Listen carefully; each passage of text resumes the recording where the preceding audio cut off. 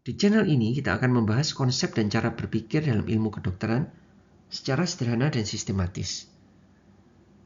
Mari kita mulai. Kali ini kita akan membahas mengenai anemia defisiensi besi, penyebab, gejala, diagnosis, dan pengobatannya.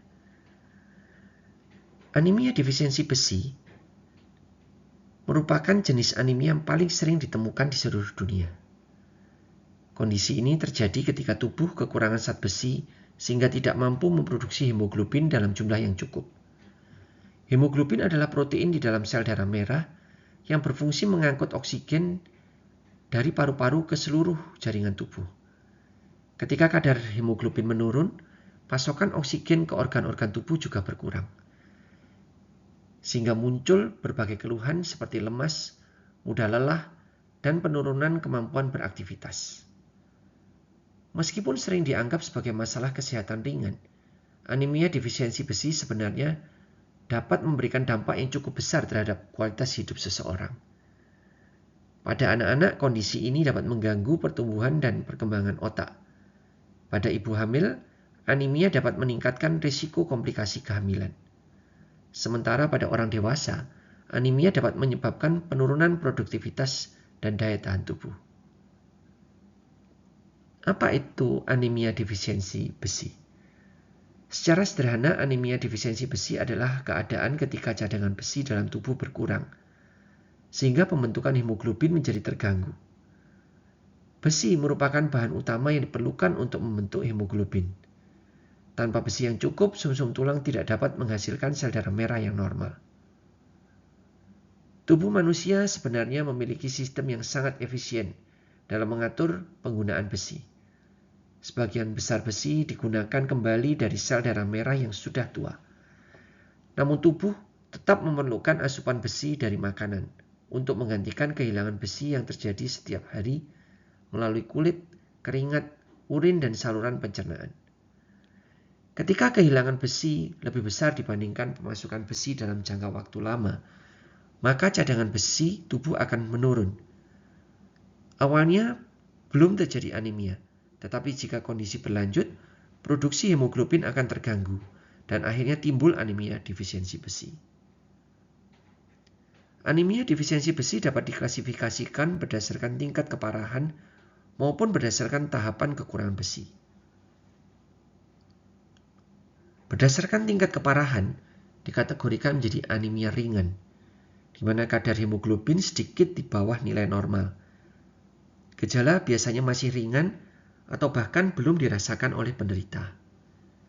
Dikategorikan anemia sedang, bila kadar hemoglobin semakin menurun sehingga muncul keluhan seperti mudah lelah, berdebar, dan sesak saat aktivitas. Dikategorikan anemia berat, di mana kadar hemoglobin sangat rendah. Penderita dapat mengalami kelemahan berat, pusing, sesak nafas, bahkan saat istirahat, serta gangguan fungsi organ akibat kurangnya oksigen. Berdasarkan tahapan defisiensi besi, tahap pertama adalah deplesi cadangan besi. Pada tahap ini, cadangan besi di hati, limfa, dan sumsum tulang mulai berkurang. Namun kadar hemoglobin masih normal sehingga belum muncul gejala. Tahap kedua adalah defisiensi besi tanpa anemia. Cadangan besi semakin menurun dan mulai mempengaruhi pembentukan sel darah merah. Pemeriksaan laboratorium menunjukkan penurunan kadar ferritin dan saturasi transferin, tetapi kadar hemoglobin masih dalam batas normal. Tahap ketiga adalah anemia defisiensi besi, di mana cadangan besi hampir habis sehingga produksi hemoglobin terganggu.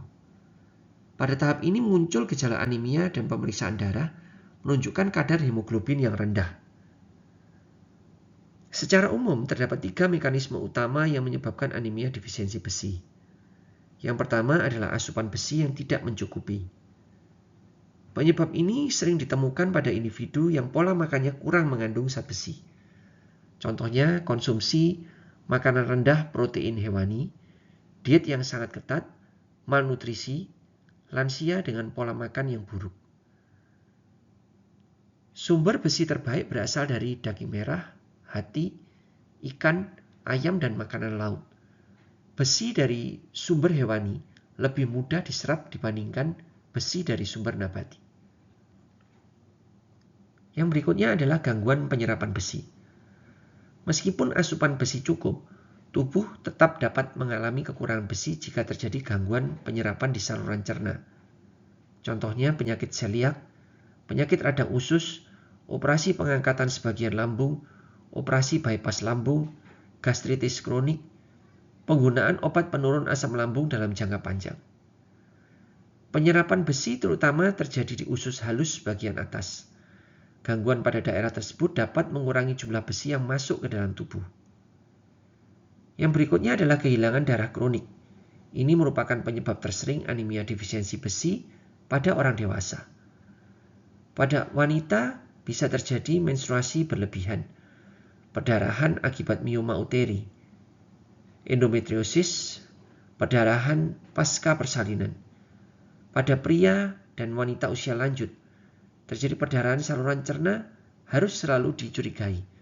Penyebabnya antara lain adalah tukak lambung, gastritis, wasir, polip usus, kanker lambung, kanker usus besar. Karena itu anemia defisiensi besi pada pria dewasa sering memerlukan evaluasi saluran cerna untuk mencari sumber perdarahan. Yang berikutnya adalah kebutuhan besi yang meningkat, yang dapat terjadi pada kondisi tertentu seperti kehamilan, masa pertumbuhan anak, remaja, dan menyusui. Apabila kebutuhan yang meningkat tidak diimbangi asupan yang memadai, maka dapat terjadi anemia defisiensi besi. Gejala anemia defisiensi besi berkembang secara perlahan, sehingga sering kali tidak disadari. Keluhan yang paling sering adalah mudah lelah, lemah, lesu, cepat mengantuk, sulit berkonsentrasi, pusing, sakit kepala, berdebar, sesak saat aktivitas. Keluhan ini muncul karena jaringan tubuh kekurangan oksigen.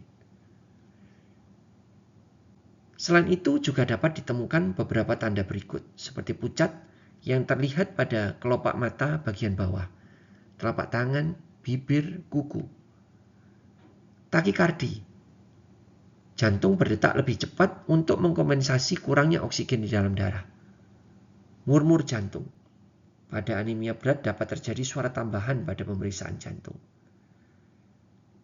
Manifestasi khas dari defisiensi besi adalah koilonisia, di mana kuku menjadi tipis dan berbentuk seperti sendok. Glositis, lidah tampak licin, merah dan terasa nyeri. Angular cheilitis, muncul luka atau pecah-pecah di sudut bibir. Pika, di mana penderita memiliki keinginan mengkonsumsi benda yang bukan makanan. Misalnya es batu, tanah, kapur, kertas. Pika ini merupakan gejala yang cukup khas pada anemia defisiensi besi. Sindrom kaki gelisah. Sebagian pasien mengalami sensasi tidak nyaman pada tungkai yang membaik saat digerakkan. Diagnosis anemia defisiensi besi dapat ditegakkan melalui kombinasi anamnesis, pemeriksaan fisik, dan pemeriksaan laboratorium.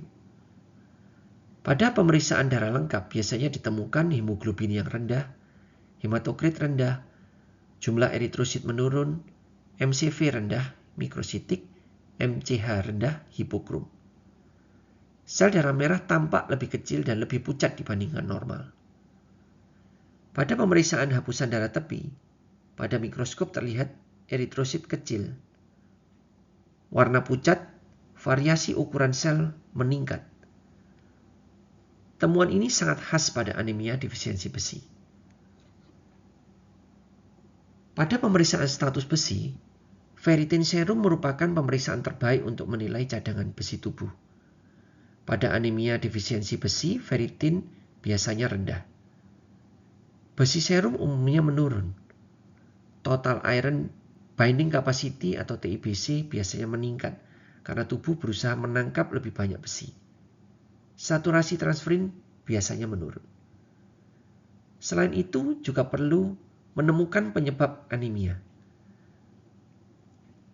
Pemeriksaan tambahan dapat meliputi tes darah samar pada tinja, endoskopi lambung, kolonoskopi, pemeriksaan ginekologi, USG rahim, dan pemeriksaan parasit usus. Tanpa mengatasi penyebab utama, anemia dapat terus berulang. Prinsip pengobatan dari anemia defisiensi besi ada dua, yaitu mengganti kekurangan besi dan mengatasi penyebab yang mendasarinya. Terapi besi oral ini merupakan pengobatan lini pertama, di mana obat yang sering digunakan adalah ferrous sulfat, ferrous fumarat, ferrous gluconat. Terapi biasanya diberikan selama beberapa bulan. Meskipun kadar hemoglobin sudah normal, pengobatan tetap dilanjutkan untuk mengisi kembali cadangan besi tubuh. Efek samping yang sering muncul adalah mual, nyeri perut, konstipasi, diare, tinja berwarna hitam. Untuk meningkatkan penyerapan, besi dapat dikonsumsi bersama vitamin C atau jus jeruk. Terapi besi intravena diberikan pada kondisi tidak toleran terhadap besi oral, gangguan penyerapan usus, anemia berat yang memerlukan koreksi cepat, penyakit ginjal tertentu, kehilangan darah berkelanjutan. Keuntungan terapi ini adalah pengisian cadangan besi yang lebih cepat dibandingkan obat oral. Transfusi darah. Transfusi bukan terapi utama anemia defisiensi besi. Transfusi biasanya hanya diberikan apabila anemia sangat berat, terjadi gangguan jantung, sesak nafas, perdarahan aktif, dan kondisi pasien tidak stabil. Setelah transfusi, pasien tetap memerlukan terapi besi untuk mengatasi penyebab dasar. Keberhasilan terapi sangat tergantung pada penanganan penyebabnya. Misalnya mengobati tukak lambung, mengatasi perdarahan menstruasi berlebihan, mengobati infeksi cacing, mengangkat polip usus yang berdarah, menangani kanker saluran cerna bila ditemukan. Sebagai kesimpulan, anemia defisiensi besi adalah kondisi yang terjadi akibat berkurangnya cadangan besi tubuh, sehingga pembentukan hemoglobin terganggu. Penyebabnya dapat berupa kurangnya asupan besi, gangguan penyerapan, meningkatnya kebutuhan tubuh, maupun kehilangan darah kronik. Gejala yang muncul meliputi mudah lelah, pucat, sesak saat aktivitas, berdebar, hingga tanda khas seperti kuku berbentuk sendok, dan kebiasaan makan benda yang bukan makanan. Diagnosis ditegakkan melalui pemeriksaan darah lengkap dan evaluasi status besi, terutama kadar ferritin. Penata laksanaan meliputi pemberian suplemen besi, terapi besi intravena pada kondisi tertentu, transfusi bila diperlukan, serta yang terpenting adalah mencari dan mengatasi penyebab utama kekurangan besi. Dengan diagnosis yang tepat dan pengobatan yang adekuat, sebagian besar penderita anemia defisiensi besi dapat pulih dengan baik dan kembali menjalani aktivitas sehari-hari secara normal. Terima kasih sudah mengikuti pembahasan ini. Dalam praktek klinis yang penting bukan hanya apa yang kita ketahui, tetapi bagaimana kita berpikir. Sampai bertemu di pembahasan berikutnya.